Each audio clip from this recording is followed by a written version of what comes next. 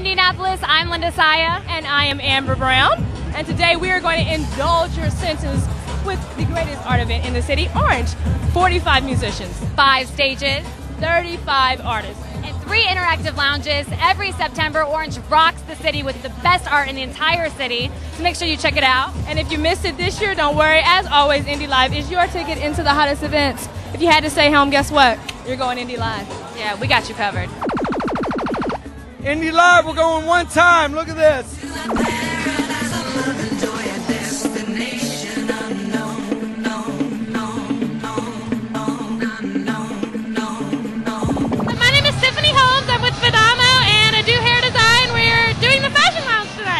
She's in charge of hair and makeup. She's pretty much put the whole concept together. She is badass.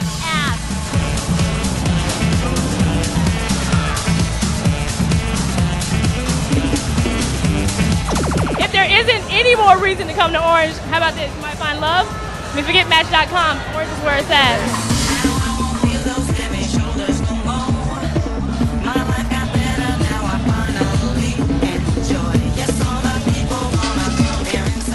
Okay guys, we're in the fashion lounge, so let's get started. Let's go backstage.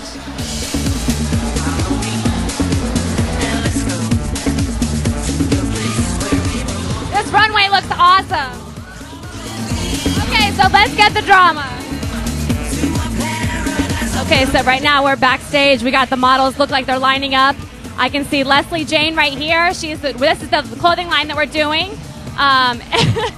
That's Sarah Box. She's in charge of picking out a lot of the clothes with Leslie. And so she picked out all these looks and put everything together. So it's going to be absolutely amazing. Leslie, do you have a second to talk? Okay, so this is Leslie Jane. She's the one who has the boutique in Zionsville, Indiana. And I'm actually wearing some of her clothes right now from head to toe. These boots are absolutely awesome. These boots were actually only $30, so I was really excited about it. So, Leslie, tell me about the demographic of the people that you get that buy from your store. Well, I really kind of feel like fashion's an attitude, not an age. So I have women who come in their 60s, and I have 16-year-olds, and they all find something great. Sometimes they buy the same thing, they just wear it differently. Okay, so the price points, though, like when I was there, I kind of saw them like all over the place. They were some really great stuff. Like I said, these boots were $30, these earrings were like $4. But then I saw some stuff that was much more than that. Explain the reasoning behind the jumps in the price points. Well, price points are really the key. So if it's an investment item, I'll look for something that's maybe a little higher price. You're going to keep in your wardrobe for several years. But if it's a real trendy item, I look for a really good price point. It's kind of guiltless shopping. You feel good about it. It's going to look great in your wardrobe, but you don't break the bank. When I was in there, I saw these girls fighting over a sweater. There was one left, and they were like, I want it. And it was insane. It won't come back. Yeah. Once it's gone, that's it. It's gone. Yeah. Once it's gone, ladies. So make sure you get in there and check everything out. Leslie Jane in Zionsville on Main Street. Make sure you go check it out. Okay, so we're indulging our senses a little bit more and taking a dive into some of the artwork that is Oranje. And today we are with Thomas and Brett of, tell me again, what's the name of your studio? McPhee Gallery and Studios. Okay, and where's it located? 874 Mass Avenue, downtown. And basically the studio is a combination of both of your work and some work of the other artists. Tell me a little bit about your work, Thomas. I usually try to be pretty eclectic and not get boxed in any one style, so I'm pretty much all over the place.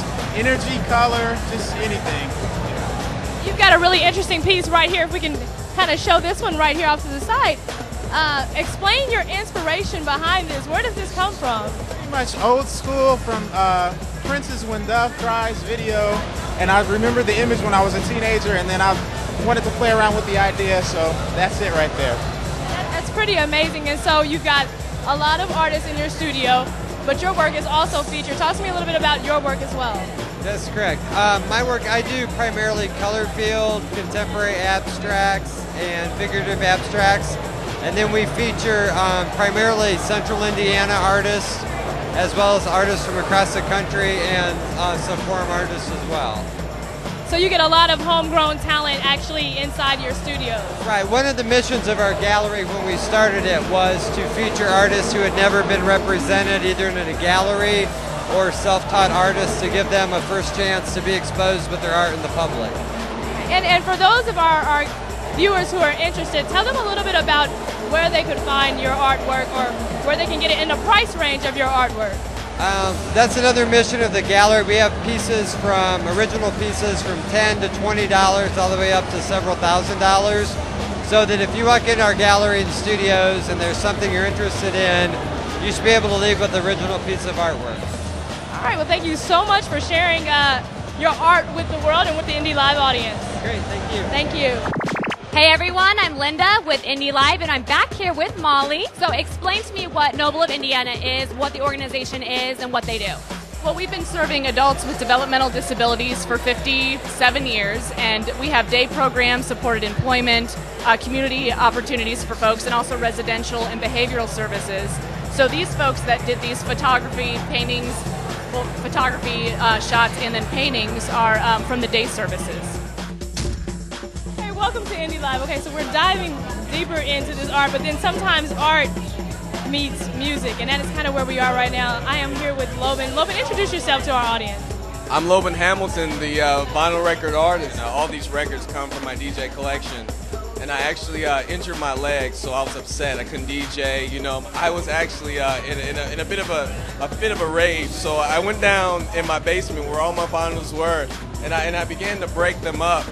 And from that, you know, you come back, you have a moment of clarity, yeah. And then 2 months later, I started making these. And then a year and a half later, out of work and, you know, just building pieces up, you know, here we are.